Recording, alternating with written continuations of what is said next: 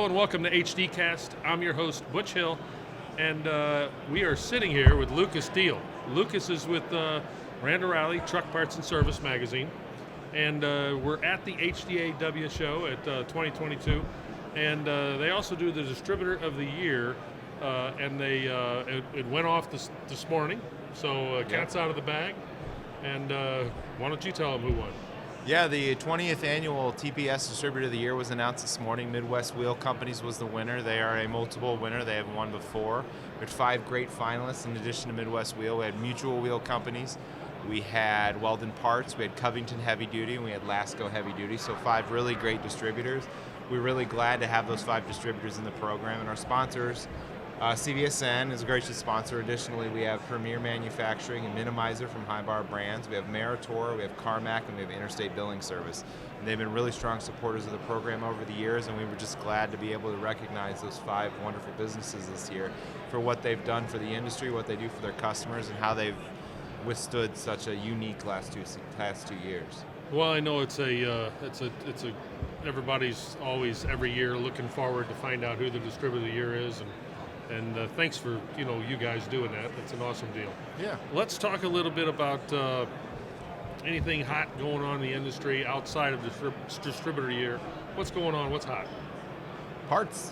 Got to get parts. That's the A number 1, A number 2, A number 3. That's the thing, is getting parts and dealing with parts price increases, whether it be due to the logistics or raw material costs, but that's what everybody's dealing with. I was just talking to a distributor in the hallway.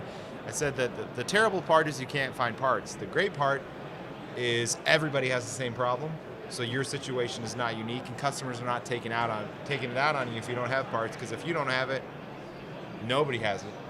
And it doesn't make it any easier really for the customer to stomach, but I think to some degree it does make it better, because the customer recognizes you're doing everything you can and the part just doesn't exist or is sitting on a boat somewhere in the Pacific Ocean and there's really nothing you can do about it. So that is absolutely the number 1 challenge. That will continue to be the number 1 challenge throughout the year, probably into 2023 for a certain amount of time, maybe longer. I'm not an economist, I can't speak to that. My crystal ball is broken. But it definitely through the rest of this year, it's going to be parts availability. How do you get them? Where do you get them? How much do you order when you have them available? Because some people want to just kind of manage their stock as necessary, because you don't want to get caught in that situation where you ordered 3 times what you needed and then suddenly the market normalizes and you have a bunch of really expensive product. But I think a lot of people now are fairly confident that point in the future where we plateau is not going to happen this year.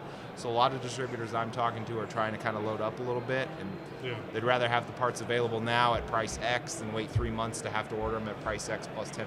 So we'll see what happens in the next 6 months. Maybe things change. I don't know. Maybe they'll find some way to solve the port crisis. But right now, everybody just wants to get parts as quickly as they can because demand is just through the roof. Yeah. So on Distributor of the Year, how do you determine who that distributor is? The finalists are selected by the industry. We have an open nomination process. Anyone can nominate anyone, and it's the 5 distributors that receive the most nominations from the industry are selected as the finalists. Gotcha. So that's really been great for us, because it's allowed us to bring in a lot of distributors from all over the industry and recognize a lot of great businesses. Now, I heard a little something that you're maybe wanting to kind of turn up the soil for next year. Yeah, we might change it up a little bit next year. The way we've always selected the winner, the way we've selected the winner the last several years, is we have sort of a small internal committee for the TPS team, and there's about 5 or 6 of us, and we kind of pick that winner. Yep. And we're going to keep the committee idea, but I think we're going to bring in prior winners. So this was our 20th year. Midwest Wheel's our 20th Distributor of the Year winner. So we might bring in those 20 prior winners and say, hey, you guys were part of this program. What is it about these 5 finalists in 2022 that is unique to you and that impresses you? Why should person A, B, C, D, or E win this award? And I've been talking to the guys here the last couple days, and everyone seems to think that's a good idea, and I think it really strengthens the program overall. So we're kicking that around, but I think we're going to try to do that in 2022. All right, well, cool. Well, there you go. You heard it. Thank you for being a part of HDcast. Thanks for having me. And thank you guys for tuning in to what's going on in the industry here. Make sure you check out all the other HDcasts on this CVSN YouTube channel, and we'll see you next time.